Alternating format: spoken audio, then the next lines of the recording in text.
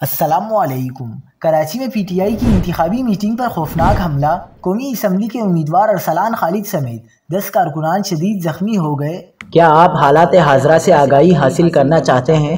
خبر کے پیچھے چھپے اصل حقائق جاننا چاہتے ہیں تو ابھی سبسکرائب کیجئے ذیل پاکستان کو اور ساتھ ہی گھنٹی کے نشان پر کلک کر دیں۔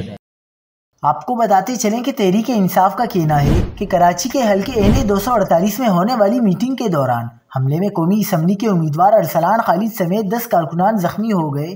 ترجمان پی ٹی آئی نے دعویٰ کیا ہے کہ ارسلان خالد پر ایم کیو ایم کے کارکنوں نے حملہ کیا۔ حملے کے نتیجے میں ارسلان خالد سمیت 10 سے زائد کارکنان بھی زخمی ہو گئے۔